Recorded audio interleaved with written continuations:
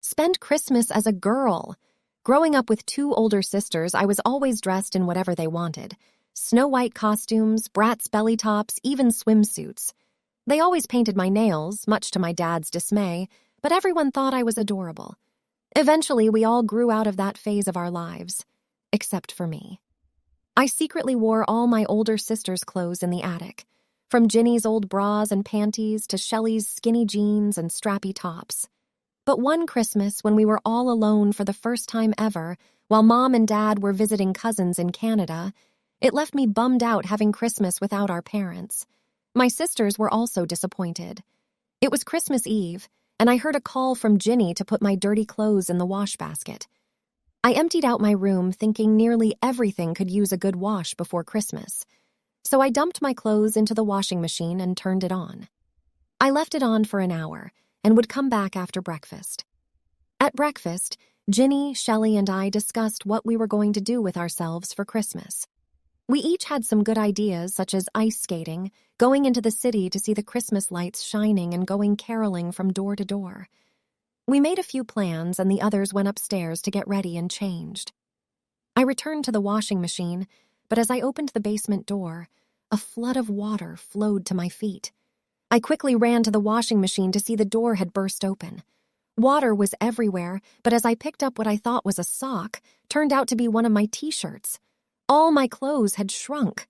I cried for the others as they ran down only in their bathrobes with makeup half finished. They were shocked and asked what had happened. I must have lost track of time, leaving the washing machine go on for 2 hours, shrinking my clothes and destroying our basement in the process. Ginny was furious, screaming that our parents ordered us to be on our best behavior while they were away. All I could think about was all my clothes shrunken and destroyed, and nothing to wear for Christmas. My dad would kill me when he came back when he sees the mess I caused. Just when Ginny was about to call Dad and tell him what had happened, I cried and begged and plied for her not to. That's when Shelley had an idea. She whispered into Ginny's ear and told her idea. I didn't know what was going on. Finally, they both blurted out that they would not tell Dad and they would clean this mess up before they got back on one condition. I have to spend Christmas as a girl. I couldn't believe what they said. Before I could even respond, Shelley said that because I had no clothes to wear, I might as well wear their clothes for a week until I get new ones for Christmas. I was still stunned. I knew I would be grounded forever for destroying our basement if Dad found out. So I agreed. Ginny and Shelley were very excited.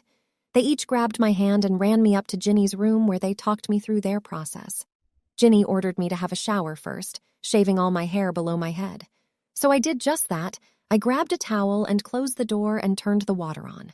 I stripped out of my PJs and left them on the floor. Suddenly, I heard the door fly open as I shouted, "Hello!" Shelley had come in and dropped her robe as she stood there in just her pink bra and panties.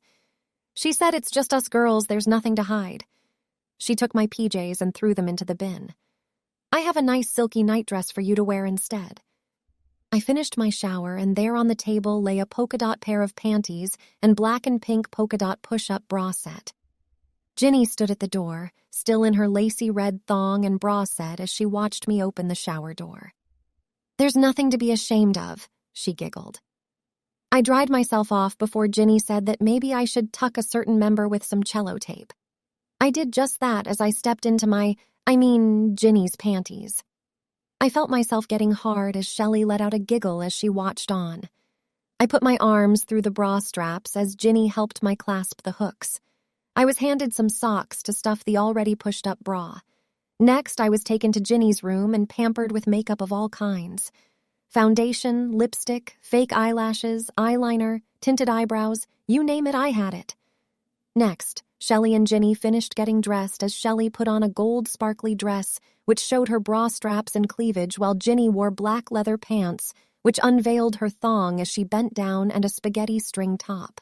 I was handed a pink, flowery, short pink skirt with a white tank top and light pink jacket. It was the exact outfit Shelley had worn for Christmas when she was 13.